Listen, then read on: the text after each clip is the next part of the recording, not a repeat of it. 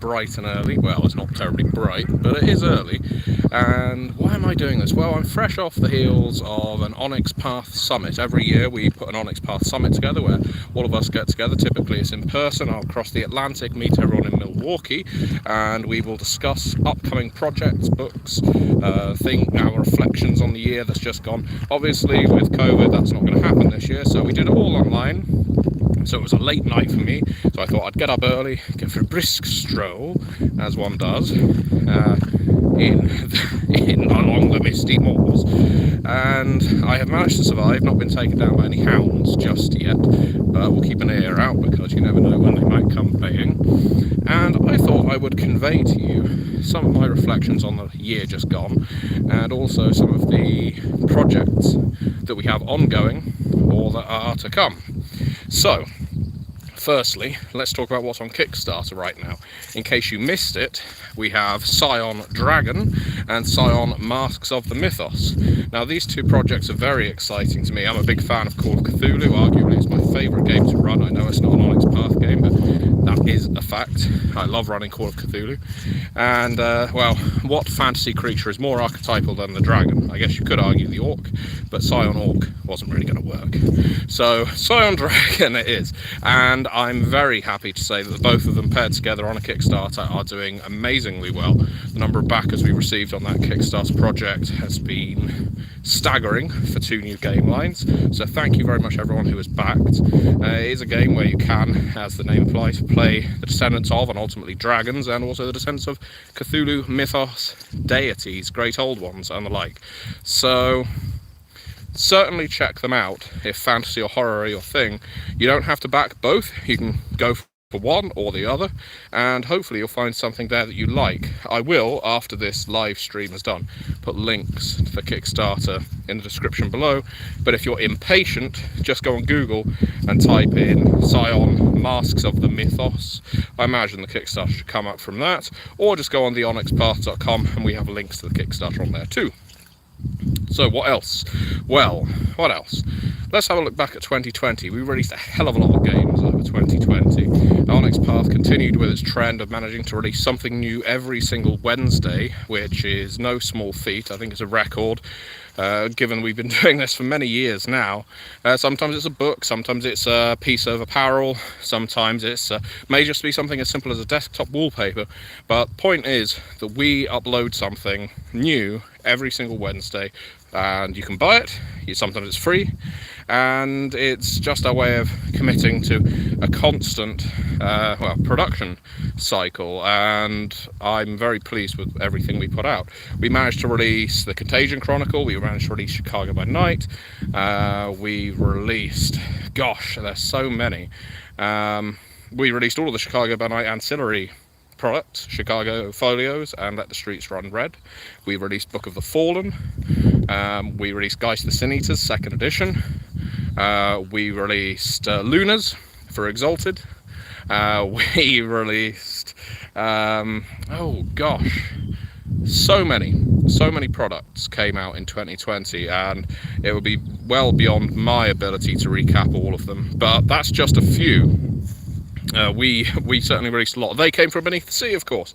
How could I forget that?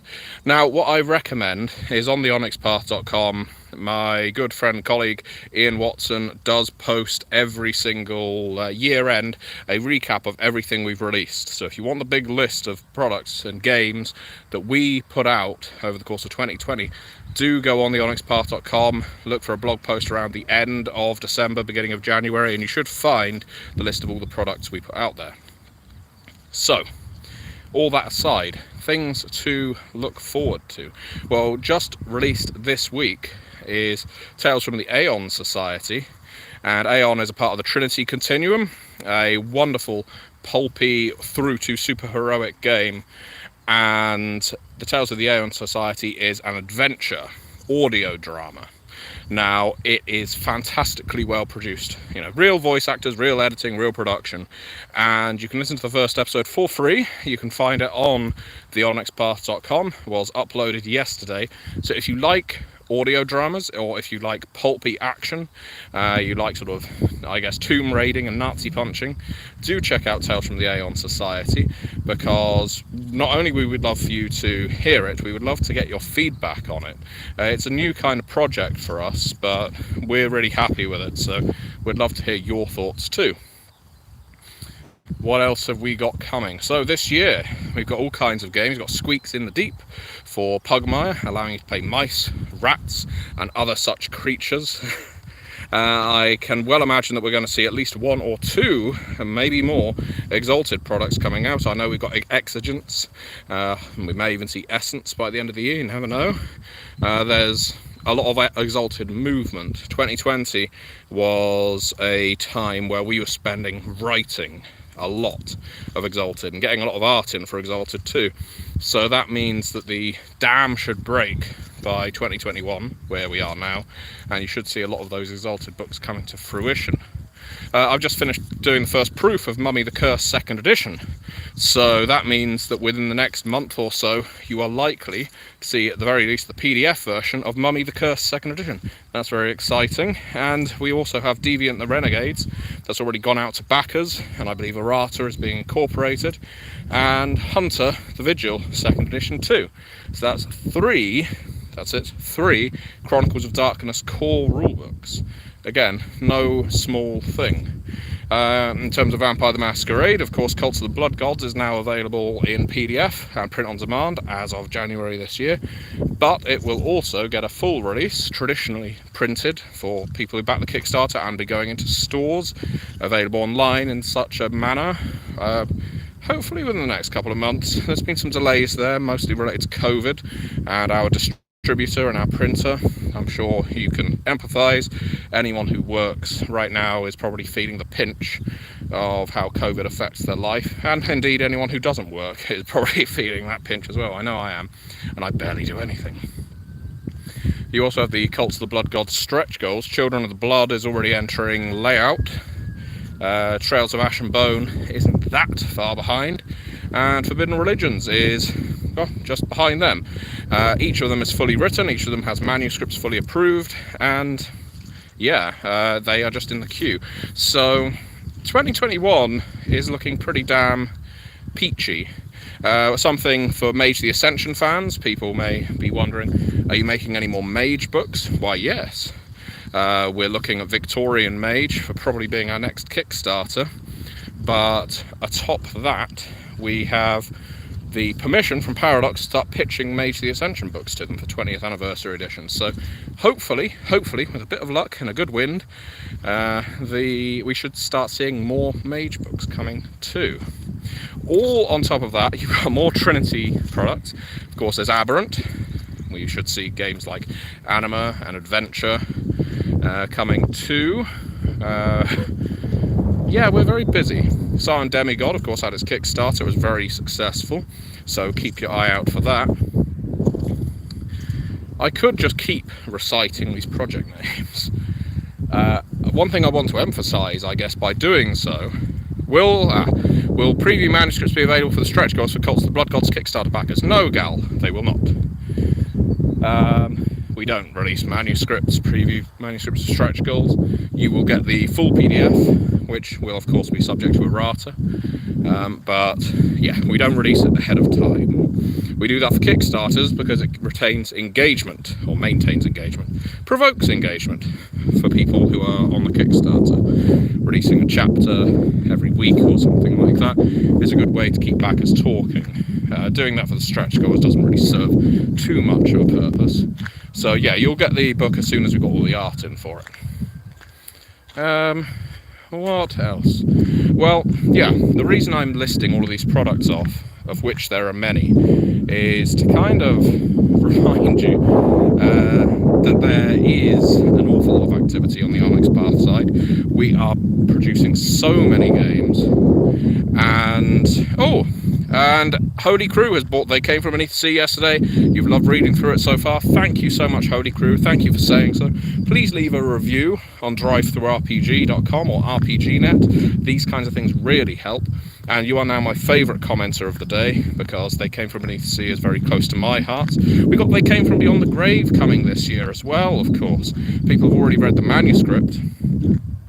Based on the Kickstarter, and we got more They Came From products coming up. We got the stretch goals for Beyond the Grave. We also have They Came From Camp Murder Lake, and we have, which won't be a Kickstarter, that's not the intent anyway, that will be its own book, a mega source book for Beyond the Grave dealing with slasher movies. But we also have They Came From Classified, which is right now classified. Can't tell you what is within that rather nebulous title. But yeah, I want you to know that we have never stopped working throughout this pandemic. It's been very hard at times, definitely, but we love what we do. We want to keep making games, we want to keep allowing people to have fun, and with more and more gameplay going online, we're seeing more and more of our products appearing via VTT, Virtual Tabletop, on platforms like Roll20, Astral Tabletop. We are creating counters and icons and so on that works within those mediums, so that allows people to keep playing the games even though they can't get around their traditional tabletop or go to their local gaming store, although of course in some places in the world that aren't as stricken as the UK, they can. Oh, good theory, Gal Rukin. Let's see whether it plays out. So yeah, lots and lots to come. So what I would do as I continue to walk is, if you have any questions, I did wonder whether she was agreeing with me there, just ask them now. I know that this is an inopportune time to be doing a live stream because most of the world is asleep or at work. Right now the only people who are awake are insane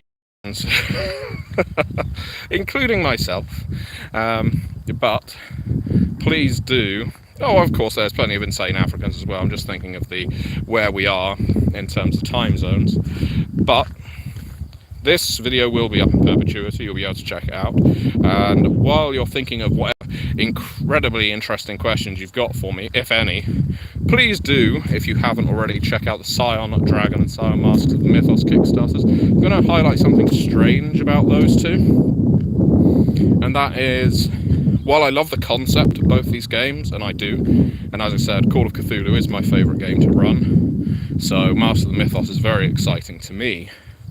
My first read of the manuscript was via the Kickstarter. I hadn't seen them until that point, and I was knocked out, blown away, not literally, by the quality of writing on both of these games, quality of development as well, of course, but most of all, and this is the thing that I don't usually wax on about, is the quality of the art.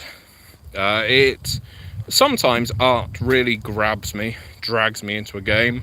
Planescape is a good example of that, Changing the Dreaming too, mostly down to the work of Tony DiTerlizzi. Sometimes more than the text, more than the game concept, it's the art that grabs me.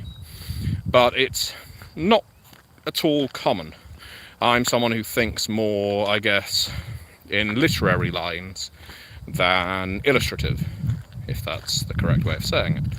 But when it came to Master of the Mythos and Scion Dragon, that was quite the opposite. As much as I love the manuscripts, the art dragged me in. Gal says, let's see, here we go.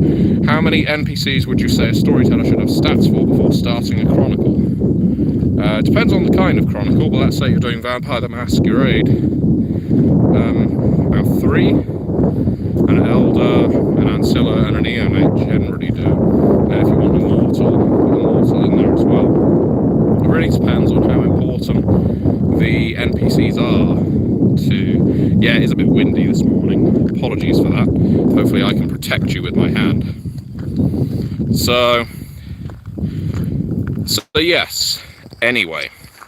In terms of NPC stats, my recommendation is you either go for a book like Chicago Folios that has a lot of statistics in it, so you don't need to bother writing them up, or you just go for some basic templates, and you just go for the few and alter them on the fly.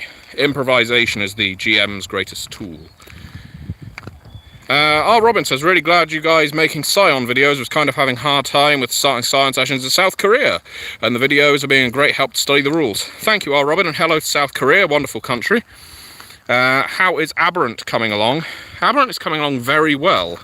I would say it's my favourite of the Trinity games at this point, and Trinity was a game that it took me a while to get into, won't deny.